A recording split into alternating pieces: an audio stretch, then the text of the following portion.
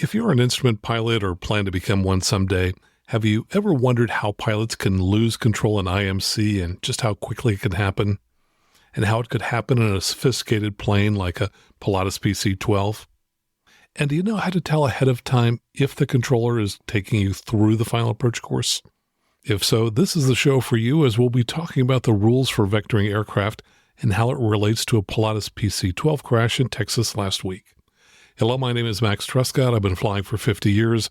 I'm the author of several books and the 2008 National Flight Instructor of the Year. And my mission is to help you become the safest possible pilot.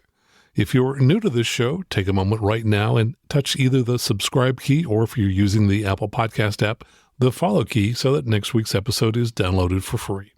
Last week, we talked with Jason Blair about how 25 to 30% of check rides fail before they start and what you need to know so that doesn't happen to you.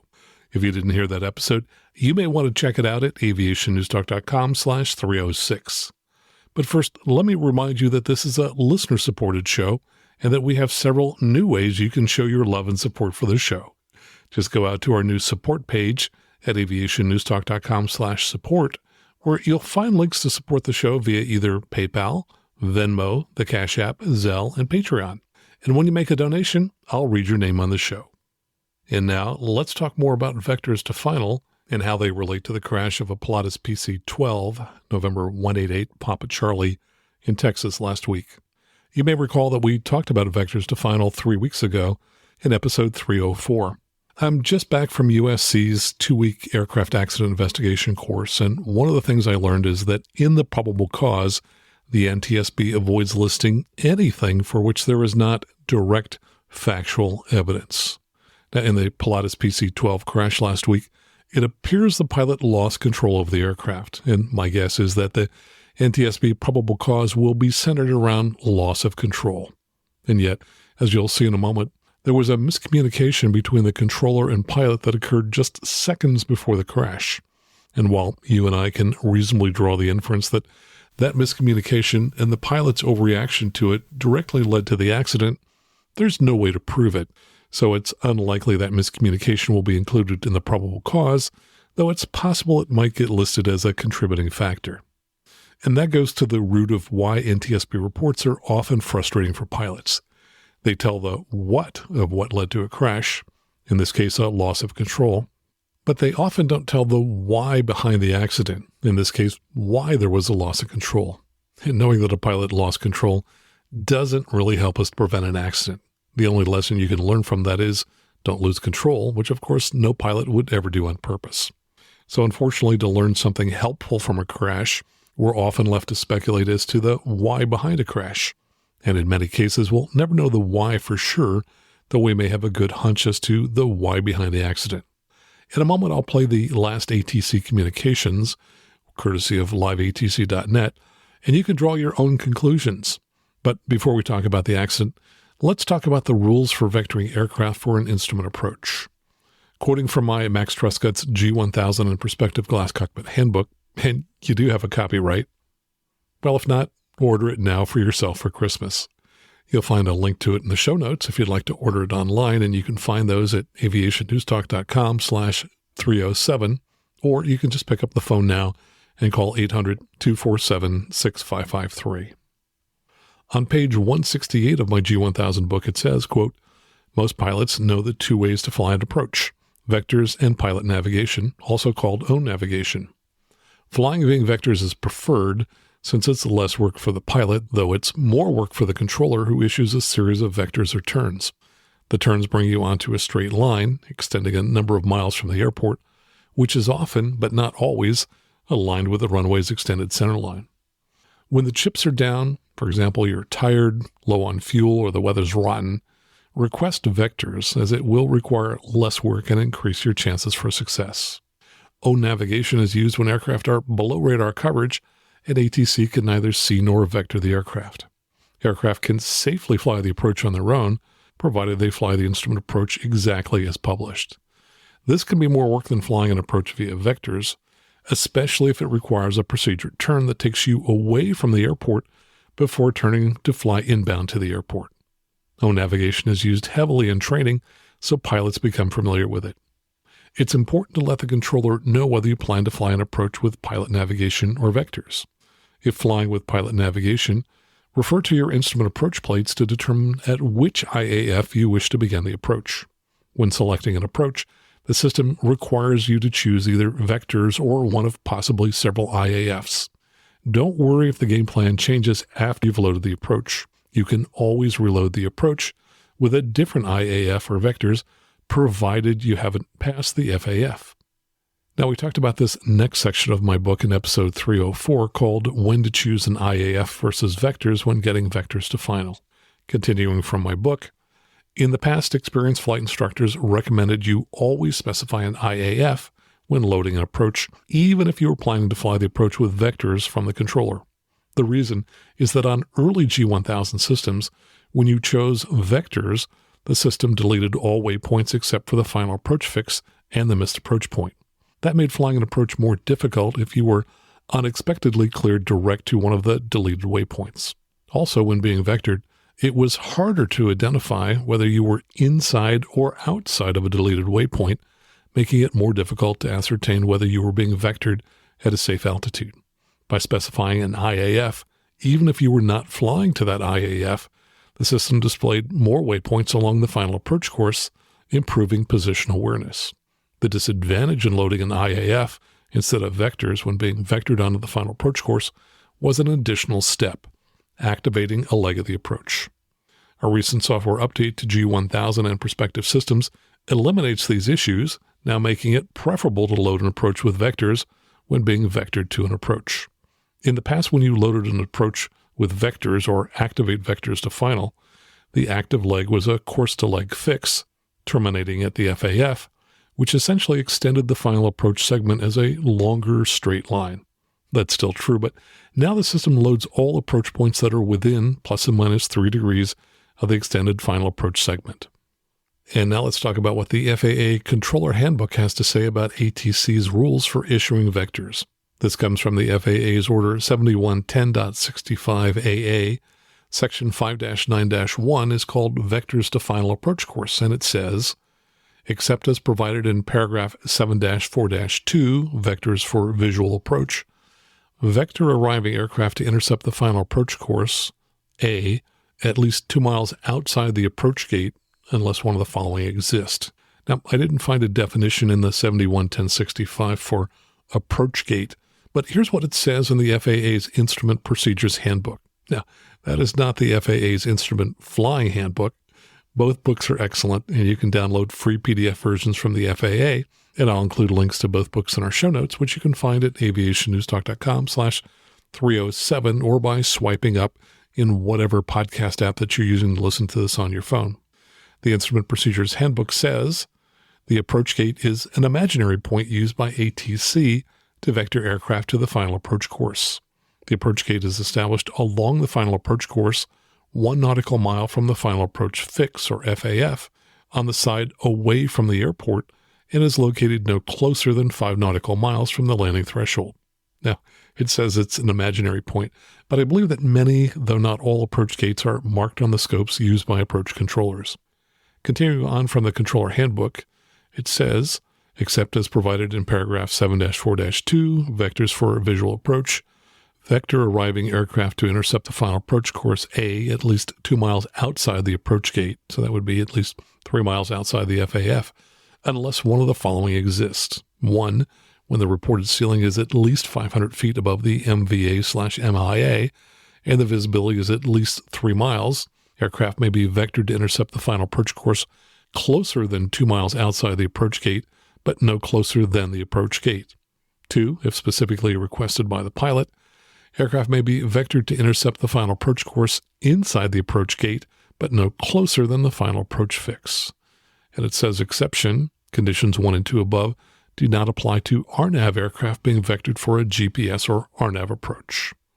And then skipping ahead a little bit, the next section, 5-9-2, Final Approach Course Interception, it says, assign headings that will permit final approach course interception on a track that does not exceed the interception angles specified in Table 5-9-1.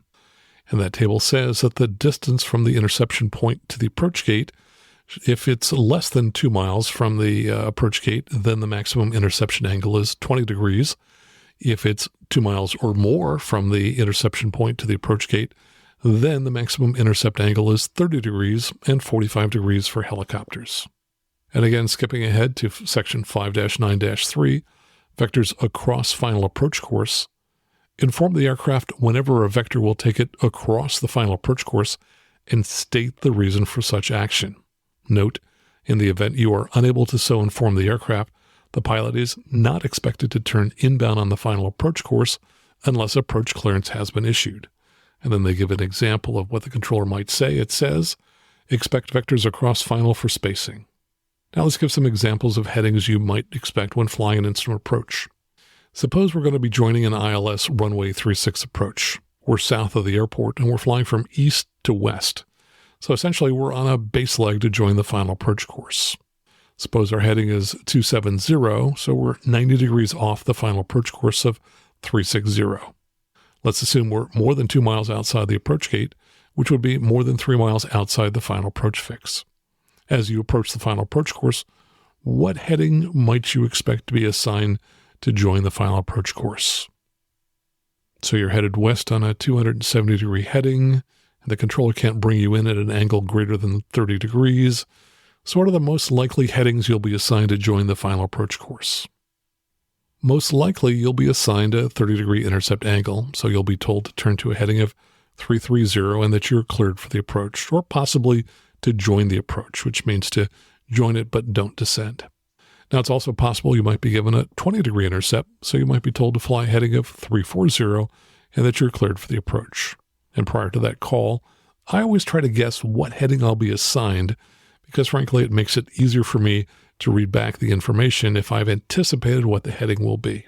And when I'm teaching instruments to clients, I'll tell them, expect that this next turn will probably be 330 or possibly 340, and most of the time it is.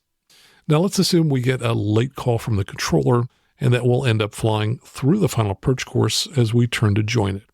So we'll need an even bigger turn to join the final approach course. So imagine the same scenario. We're on the base leg of the approach on a 270-degree heading for the ILS-36. In most cases, the controller will know that he or she is giving you a late turn and that you'll be crossing the localizer and that you'll need an even bigger turn to join the final. So in this case, instead of being told to turn to 330 or 340, you may be told to turn to 020 or 030. Now there's a tool you can use in many glass cockpits, such as the G1000 and G3000, and I think also the GTN 650 and 750, that will give you an idea of whether you're getting a late turn. And that tool is the track vector. Again, reading from my Max Trescott's G1000 in Perspective Glass Cockpit Handbook, and if you have a copy, you can read along on page 70, and this refers to the original version of the G1000. Navigation Map Features Track Vector. The track vector adds a dashed cyan arrow to the front of the aircraft symbol, which indicates the distance you will travel in the next minute. The arrow helps you maintain the correct heading as you follow a course and may help you gauge when to start turning to intercept a course.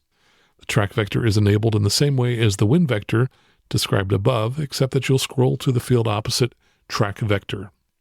Now let's jump ahead to page 222, where I give an update for later versions of the G1000, and it says, another change to the map group is that the track vector is a solid blue line, and its length can be changed.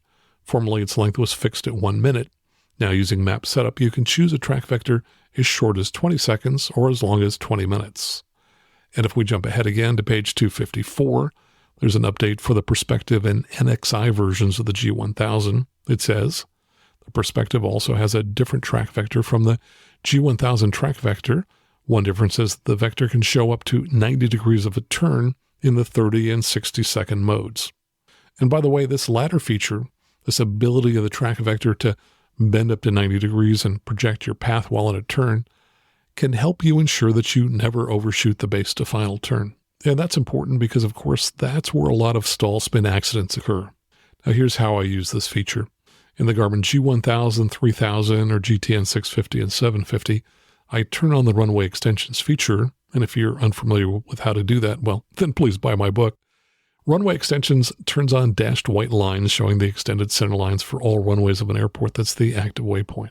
Then, when you're in the base to final turn to the bank angle you think you need to join the final.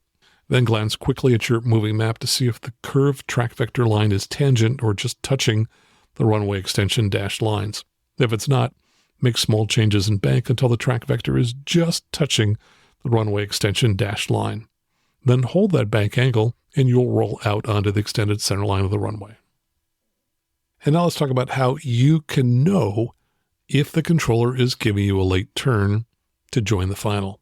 I always set my track vector for 60 seconds. And over the years, I've noticed that the final turn from the controller usually occurs when the 60-second track vector is about halfway across the final approach course, which is when I'm 30 seconds from crossing the final approach course.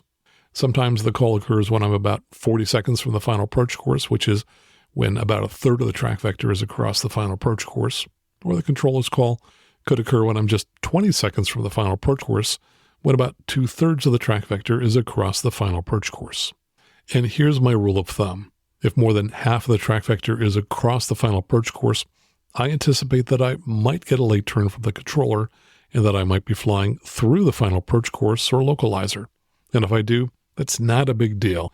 It's nothing to panic about, because the controller will just give me a bigger turn, and after I end up flying through the final, I'll just be rejoining the final from the opposite side. So again, it's not a big deal.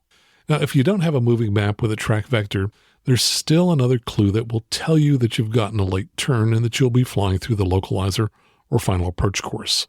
In the scenario we gave, when on a 270 heading to join an ILS 36 approach, you'd expect to turn to 330 or maybe 340 degrees. But if instead you get a turn to anything that's to the right of 360, for example, a 010, 020, or 030 heading, you know that the controller issued that heading because he or she realizes that they gave a late turn, that you'll most likely be flying through the final approach course, and that you need that larger turn to rejoin the approach from the opposite side. So a savvy instrument pilot should know just from the heading they've been given whether the controller anticipates you'll be crossing through the final approach course because of a late call. But you shouldn't have to guess that you were given a late turn and that you'll be flying through the localizer because, as we discussed earlier, the Controller Handbook requires controllers to tell you anytime they're going to take you across the localizer. Now, with that as background, let's listen to the ATC recordings from liveatc.net between San Angelo approach and November 188 Papa Charlie, the Pilatus PC-12 that crashed in Texas. And the situation is virtually identical to the examples we've just discussed. The pilot is being vectored for the RNAV GPS 36 approach into KSJT, the San Angelo Airport in Texas. He is coming from the east and is ultimately given a heading of 270 prior to joining the final approach course. This first communication occurred at 12:03 p.m. as November 188 Papa Charlie checks in on frequency. San Angelo approach, Pilatus 188 Papa Charlie with you 130, we do have Lima. Pilatus 188 Papa Charlie, San Angelo approach, good at turn 10 degrees to the left exit to the RNAV to runway 36 and to the main thing. Okay, I got 10 degrees left, but I think I missed on the descent, 8 Papa Charlie. Pilatus 8 Papa Charlie, descend to maintain 6,000. 6,000, sir, 8 Papa Charlie. This next transmission occurs about 4 minutes later at 12:07 p.m. Pilatus 8 Papa Charlie, third left heading 230, descend to maintain 4,000. 230, 4,000, 8 Papa Charlie. Pilatus 8 Papa Charlie, 4,300. Oh, 4,300, 8 Papa Charlie. This next transmission occurs about 3 minutes later at 12:10 p.m. Papa Charlie at tops are 43. Pilatus 8 Papa Charlie, said top there 43? Yeah, call 44 for the tops, 8 Papa Charlie. Thank you.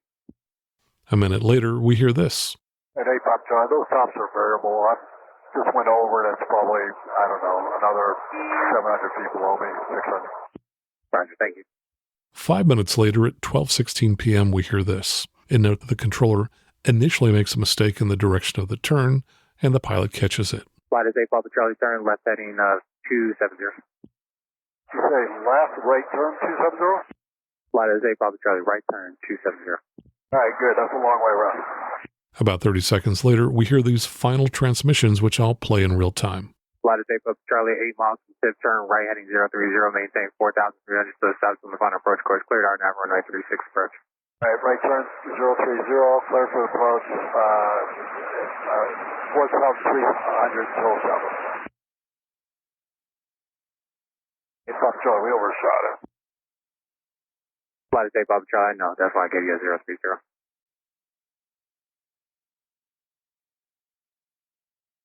Up Charlie, we got a problem. Flight tape up Charlie, see your problem. So you'll probably notice that the controller didn't say to the pilot, as required by the Controller Handbook, that the last vector would take the pilot across the final.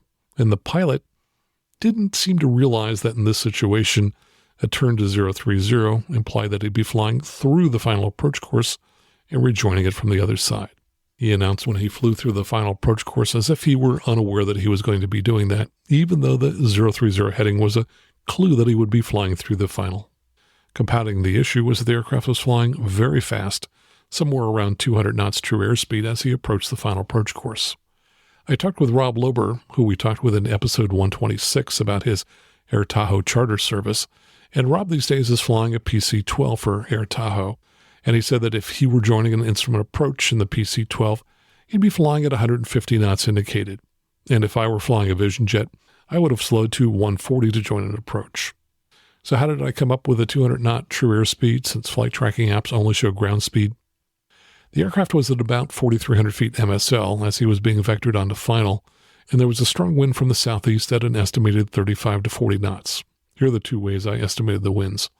A pilot on Reddit wrote, quote, I derived the winds aloft based on the track heading and ground speeds that he was on the 210 and 270 headings. It was close to 40 knots out of the southeast. That or he pushed the throttle up after the turn to 270, which I find unlikely. And I agree, it's unlikely the pilot added throttle as he was joining the approach. To confirm the calculation from the pilot on Reddit, I searched for winds aloft data. The nearest sounding by the National Weather Service was from KMAF at Midland, Texas, 93 nautical miles west of San Angelo.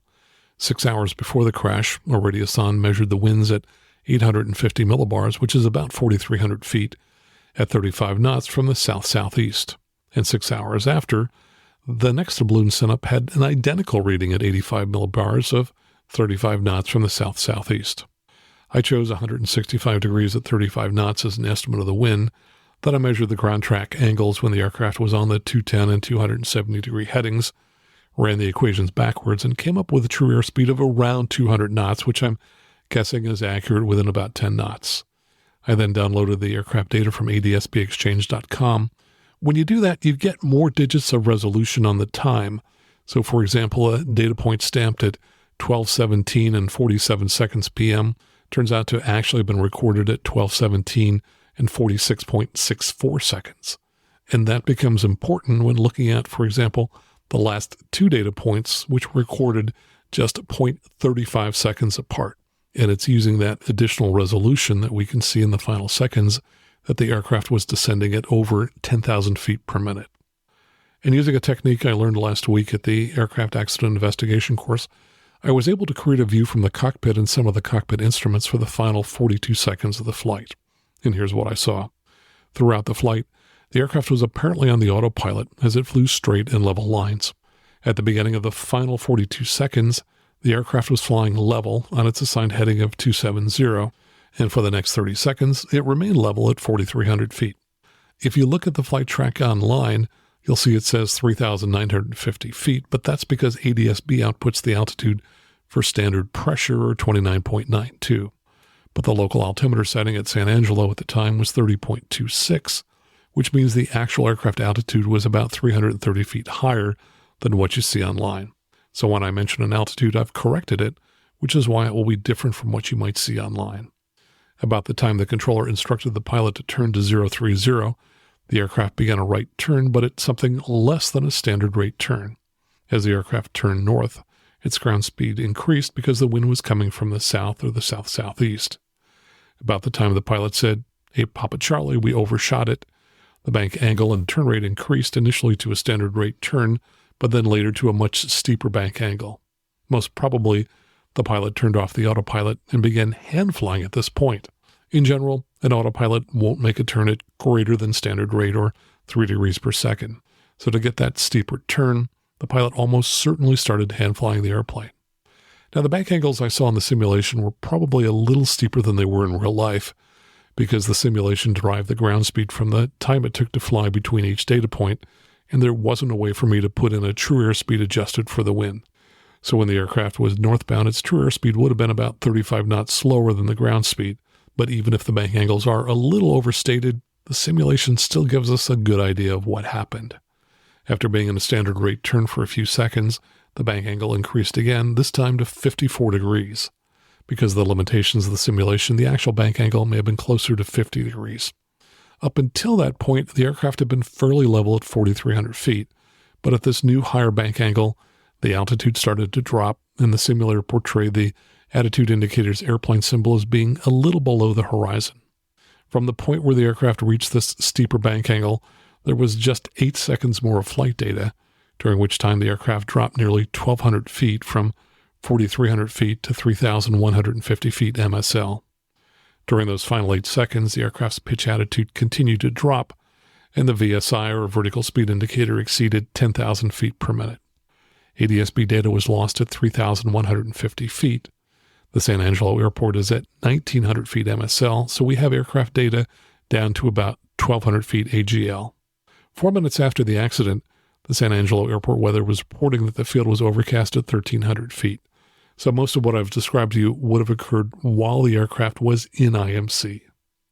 Now let's discuss 2 other aspects of this accident, and you're probably aware of the first one, and that is that at steep bank angles, in order to stay level, you need to pull back harder on the yoke. If I'm doing a steep turn at a 45-degree bank angle, I find that as I roll through 30 degrees, I need to start pulling back substantially harder on the yoke. Yet it appears this pilot wasn't pulling back nearly hard enough, so the nose started to drop. Of course, if he had limited himself to a standard rate turn instead of rolling to a steeper bank angle, he wouldn't have needed extra back pressure on the yoke. The second thing worth mentioning is somatogravic illusion.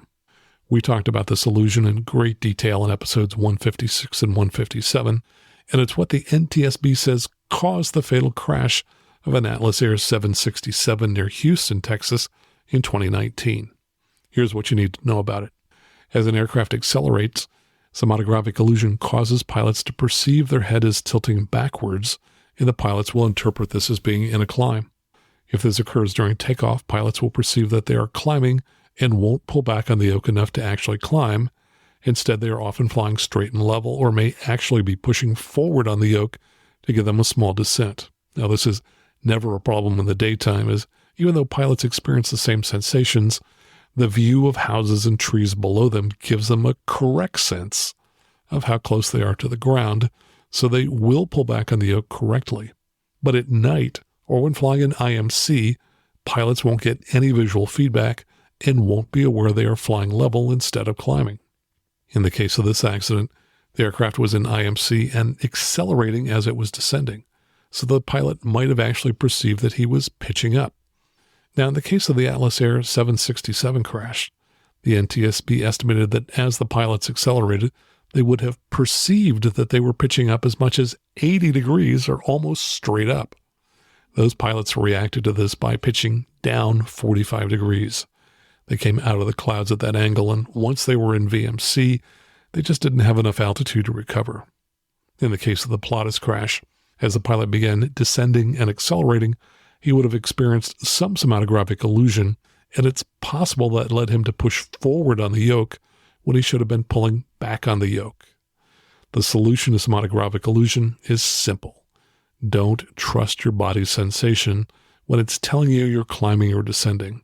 Instead, look at your instruments and trust that they are correct. Now, here are a few key takeaways from this accident that you'll want to remember when you're flying instruments. 1. Anticipate the heading you'll be given to join the final approach course. Usually it will be within 20 to 30 degrees of the final approach. 2. Anticipate those situations where you may be taken through the final approach course. The controller is supposed to tell you when a vector will take you through the final, but even if they don't, a vector that's 40 to 60 degrees greater than what you anticipated means you'll be flying through the final and rejoining it from the other side. 3. If you do fly through the final, don't panic. The controller already gave you a heading that will help you rejoin the final perch course in a reasonable time frame. There is no urgency to join the final quickly, so you shouldn't suddenly start banking more steeply to join the final. For the accident we're discussing, the airplane was 8 miles from the final perch fix, so there was plenty of time and distance for the aircraft to fly through the final and rejoin it from the opposite side. And finally, 4, in the worst case scenario, you'll need to get vectors from the controller to restart the approach, which may delay you 5 to 10 minutes. But that's a much better outcome than flying a steeper than normal bank and losing control.